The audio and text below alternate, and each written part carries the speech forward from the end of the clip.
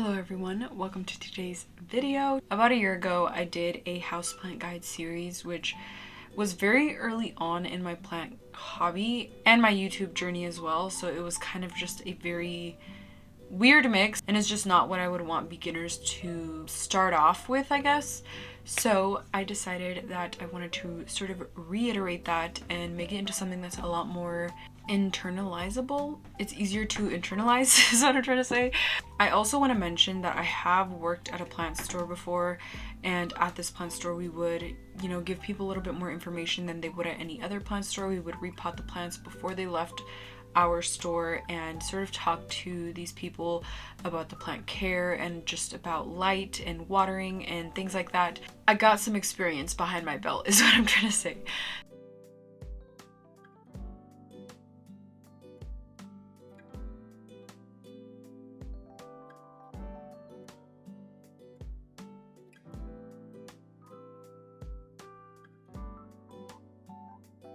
Yeah, let's just get right into it. I first want to start off with some general care. Plants do need water, but they also need air to the roots. Indoors, this is a little bit more of an issue than outdoors. Outdoors, you have a lot more wind, just general airflow and aeration in the soil. You have aerated water, the rain, all of those good things that supply air to the roots and the plants. Indoors, we definitely need a lot more help in that sort of department. That's why a lot of soils you'll see they have a lot of chunky perlite, bark, things like that. It's because we want our soil to dry out. Any soil straight out of the bag is usually not ready to be used unless it's something like Molly's Mix or just something really chunky with a lot of cocoa core chunks and perlite. Normally, things like Miracle Grow and even I think their houseplant mix is not ready to be used straight out of the bag. It's generally not a good idea to buy those kinds of soils because those will also contain fungus gnats inside of the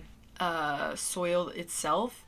Like they're already going to come with fungus gnats, which as a beginner you are probably not even going to know what fungus gnats are. But trust me, they are really, really annoying. They don't necessarily harm your plant, but they are just really a nuisance, kind of.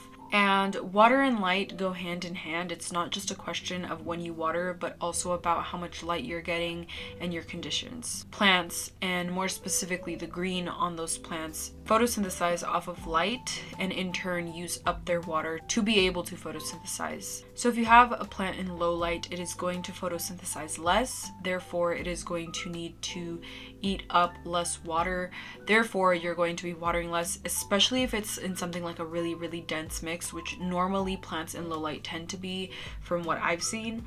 And what I mean by dense is you have no aeration, you have no perlite, bark, no chunkiness in there. It's just straight peat moss almost.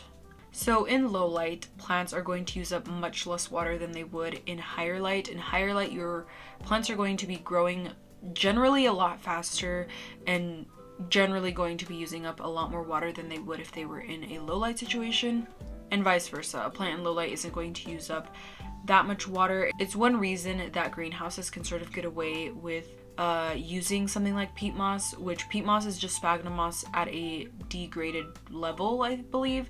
Don't quote me on that. But it's because of those conditions, because they have the sun, the heat, those just greenhouse conditions to get those plants to use up that water in time before it becomes rotty and rots out your roots. And so variegated plants are going to need a lot more light compared to a all green plant, just because of that fact that those variegated portions are doing less than they would be if they were just completely green. More specifically, I'm talking about white variegation. White variegation doesn't really do anything in terms of photosynthesis, so in turn those green portions are going to have to kind of pick up the slack.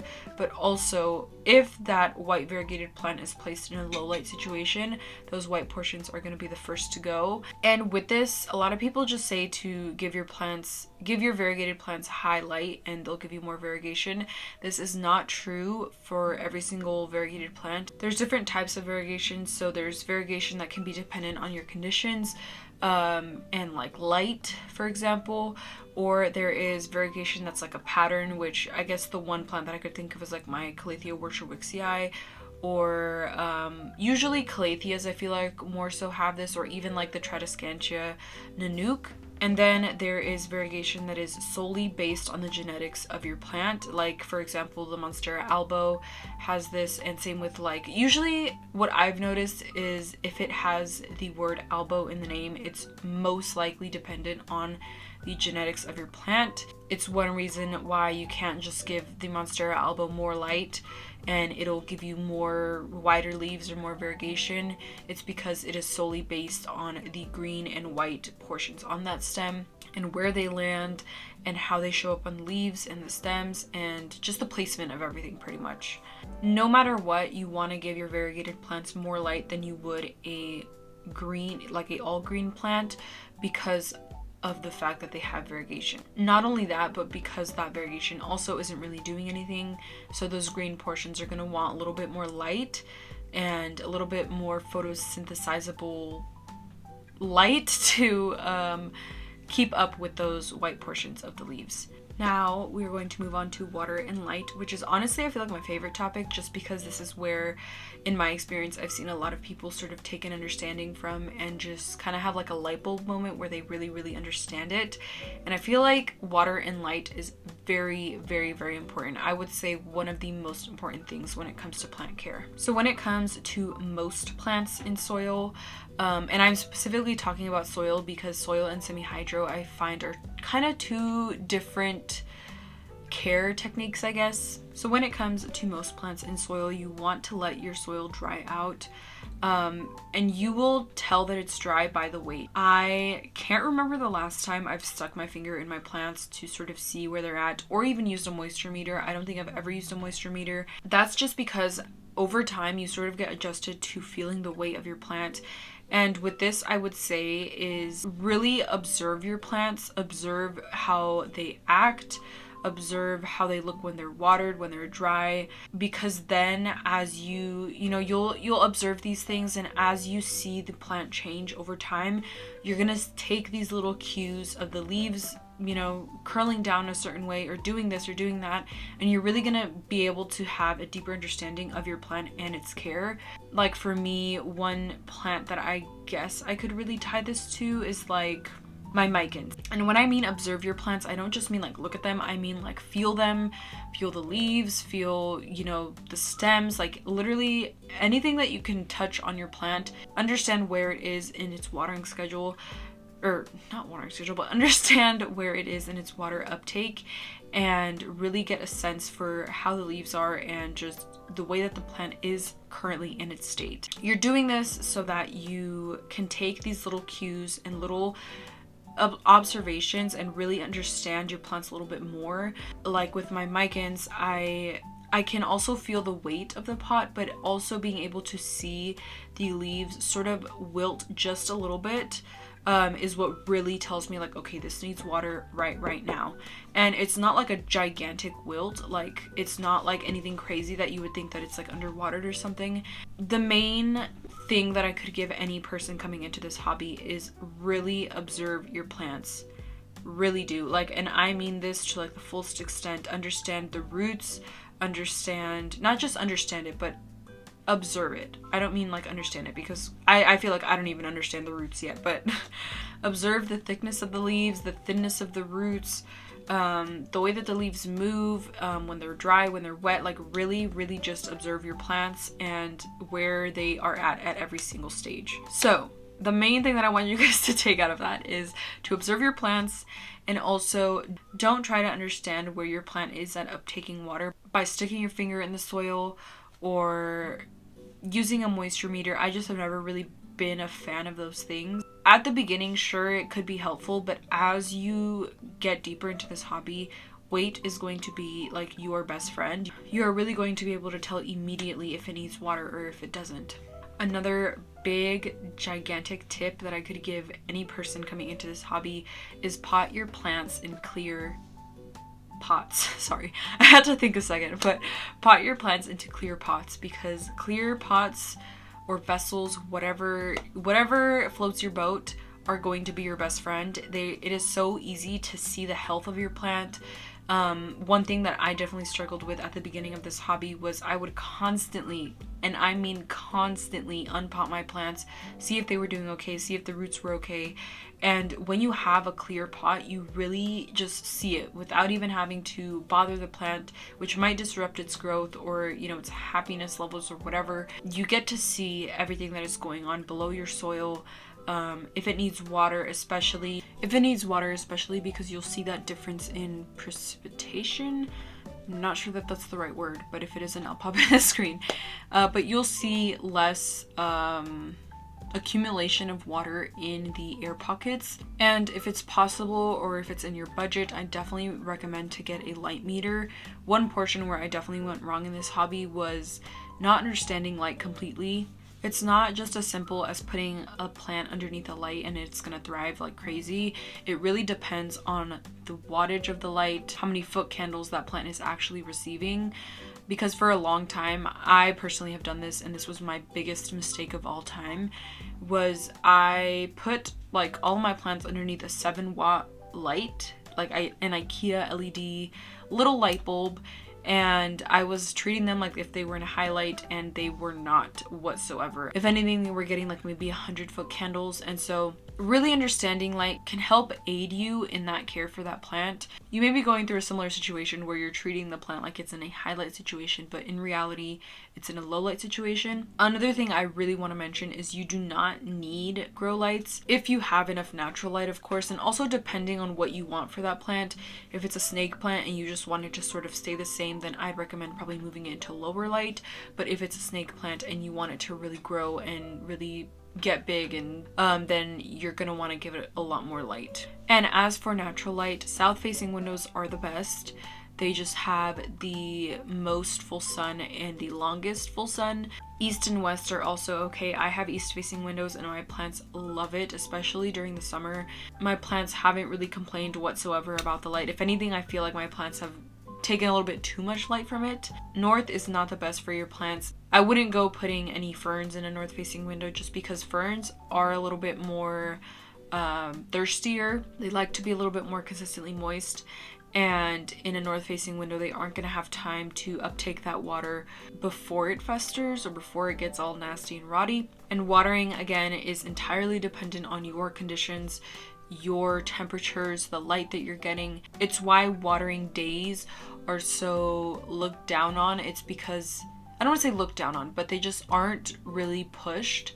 Or at least for me personally, I definitely don't like the idea of having a watering day, because your plants are going to be so variable throughout the summer and the winter. They're not going to be using up as much water in the winter, and in the summer they're going to be using up a lot more. So if you were to treat a plant the same way in the winter as you were in the summer, like watering on the same exact day, you know, once a week, whatever it may be, you are going to deal with a lot of overwatering. And just generally, plants are not going to be that happy in that situation.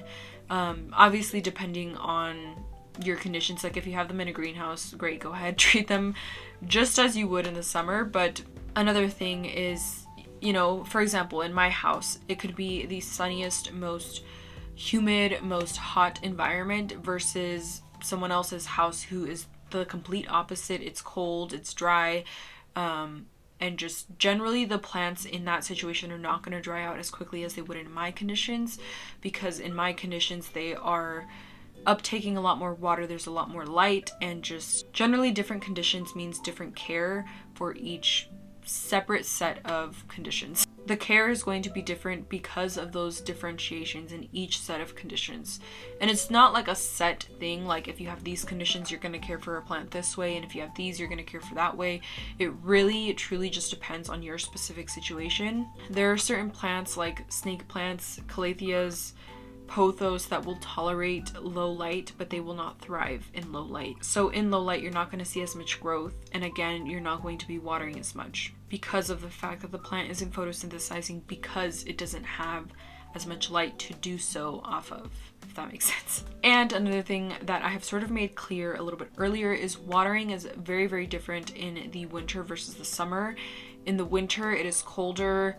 Generally, we have shorter days, and you might experience some more drying out, especially towards like the more colder days, because inside we are also turning on our heaters a lot more, which is going to cause, you know, soils to be dried out a lot quicker versus the summer where we have longer days, sun is out. Especially if you're in a south facing window, you are going to have the best light for plants.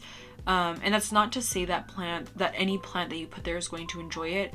Plants also need to get adjusted to that. So for example, ficus in, I believe, Australia or somewhere, grow outside in full sun. They grow these big trees, and that is the way that they grow in Australia. But if you were to take a plant that was grown in a greenhouse, like the same exact ficus that you saw somewhere else, if you were to take it from a greenhouse and try and grow it outside, those leaves are going to burn super quickly, because of the fact that that specific plant is not used to those conditions. It's one reason why acclimating is really big. If you have ever tried to move something from like high humidity to low humidity, you've experienced some wilt or, you know, just general water loss in that plant because that plant isn't used to those conditions. I hope that was like easy to understand, because I feel like that is a big portion of the hobby that I definitely, it took me a while to completely understand, but I feel like as you sort of learn more and gain a little bit more experience, it'll definitely start to make sense to you. And touching on humidity to me is not the most important thing. If you have, I would say the only way that it would be like an issue is if you have like 10% humidity or something like that, which just would not feel good to us, and like to you living in that space would not feel okay. Generally, you do not need high humidity to grow houseplants. Even with like anthuriums, which a lot of people associate with higher humidity, or even orchids. I have anthuriums. I have a orchid which is struggling, but not because of high humidity. But my anthuriums do perfectly fine. I think the lowest I got to last winter in like humidity was like 30 to maybe 20%, which I was feeling like crazy. I actually hated it. My nostrils were freaking dry and cracky. Yeah, my point being is you don't need high humidity to grow houseplants. I keep going on off these little tangents, but we're getting there. Another thing with that different care in different seasons, I'd recommend to shift your watering a little bit too, especially if you aren't gonna supplement light in the winter. Like if you're gonna keep your plants near your, you know, natural light throughout the winter, you're definitely gonna have to shift your watering a little bit. In the winter, in the summer, I'd recommend to fully saturate your soil.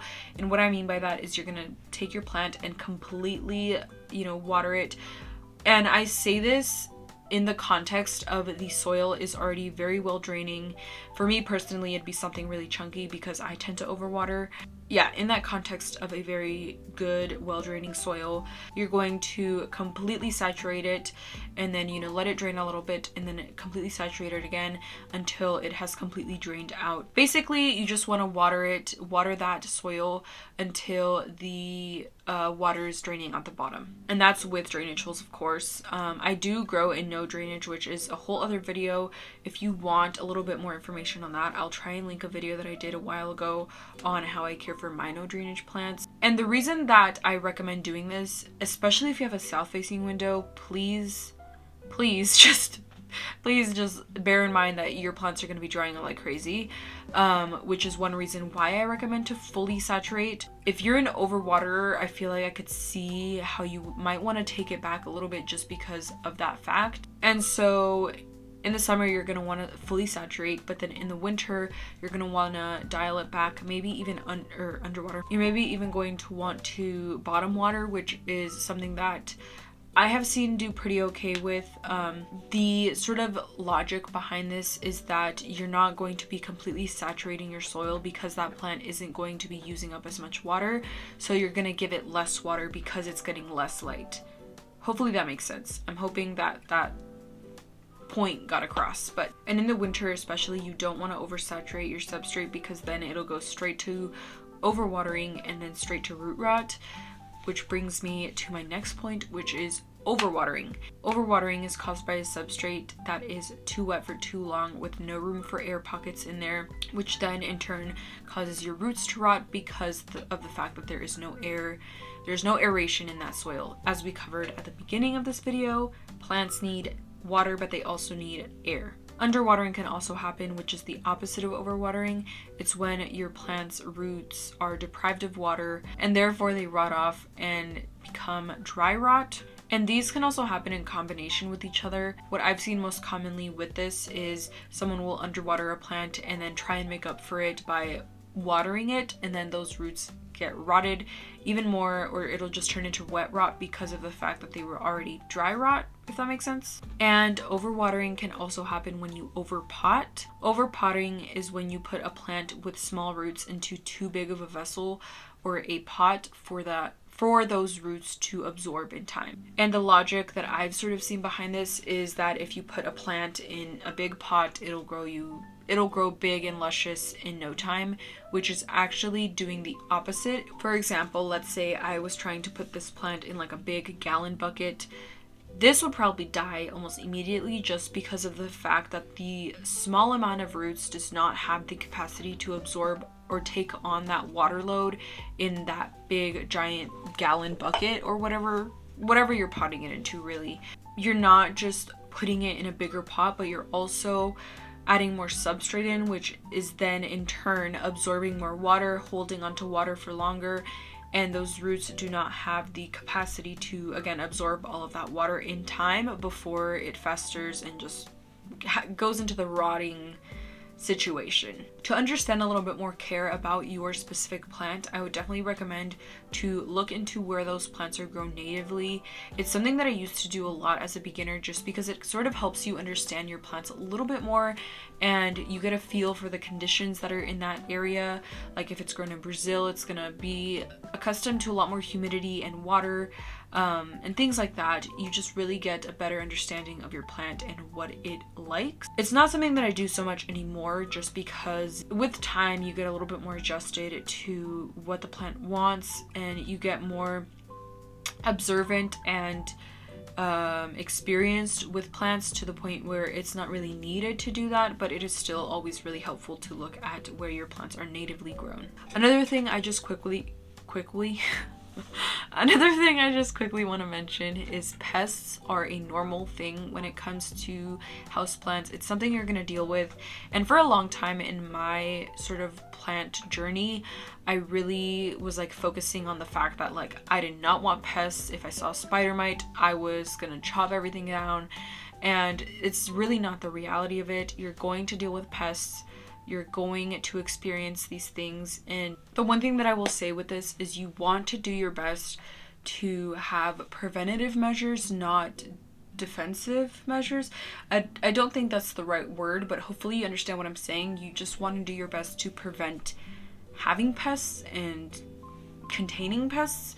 And with that, I would also do your own research in plant care, pests in general. Again, like I said before, all of this is just my experience, things that I've taken in.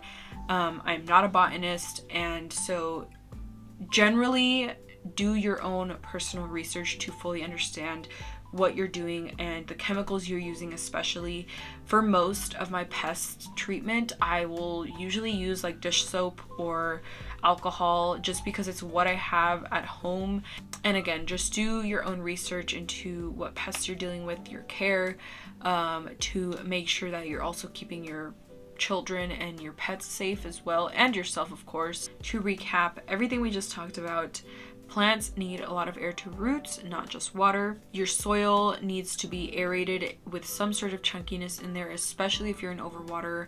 If you're an underwater, you might want a little bit more water retentive material in that soil. Plants need light to thrive, and the amount of light you get really dictates your watering schedule and your general growth of your plant. Do your best to understand your lighting conditions and the amount of light that your plants are truly getting. And this can be by simply just downloading an app and, you know, sort of starting to get an understanding of what foot candles are or what lighting requirements your plant really needs. Water when your plant pot is light, not when it doesn't feel wet. Hopefully that makes sense. And also no watering days, no watering schedules. The one thing that I do is I will have a day where I go through my whole collection and I see where my plants are at. And if they are light, then I will water them. If they're not light, I'll leave them alone. I don't want to say that it's a watering schedule because I will just kind of do it whenever I feel like it. But it is a day where I just sort of take time to look at all my plants and see where they are and what kind of care they need. Plants will not thrive in low light, they will just sort of tolerate it. And you want to try to fully saturate your substrate in the summer and dial it back in the winter. You don't have to fully saturate it. I am saying that as an overwaterer, so take all of this with a grain of salt, like I said before, but just speaking to what I have done and what I have experienced. Another very, very important factor is keep your plants in small pots. The smaller, honestly, the better, especially depending on your conditions. If you're in low light, you might want to go even smaller. If you're in highlight, like a south facing window or even outdoors, you're gonna want to go a little bit bigger just because that plant will grow into that pot a little bit more. And lastly, to get a better understanding of your plants and their specific care requirements, you can look up where they are natively grown. With all of that being said, that is all that I have for you guys today. I hope that this was easy for you guys to take in. Let me know any questions that you have down below or anything that I just generally missed, because I feel like I definitely could have added more. Some of it just didn't really come to mind when I was making these notes, or just generally I didn't really think about. So yeah, if you have any questions, feel free to reach out to me, comment, whatever questions you have. I will do my best to answer them for you, or sort of help you along that way. I hope that you guys enjoy this hobby, because I feel like this hobby has honestly been a great escape for me and just generally a really, really happy, good experience. And one more thing that I do want to add in here at the end is don't expect all happy, good things to come from this hobby. There's definitely things that you're going to deal with that aren't, exactly what you would want. But I think that with this hobby, it's just really all about learning, all about taking in new information and just like going with the flow of what is going on and doing your best to sort of still care for what is going on. But yeah, with that being said, I hope you guys enjoyed this, and I feel like I'm forgetting like a bajillion things, but yeah, I hope you guys enjoyed this, and thank you so much for watching.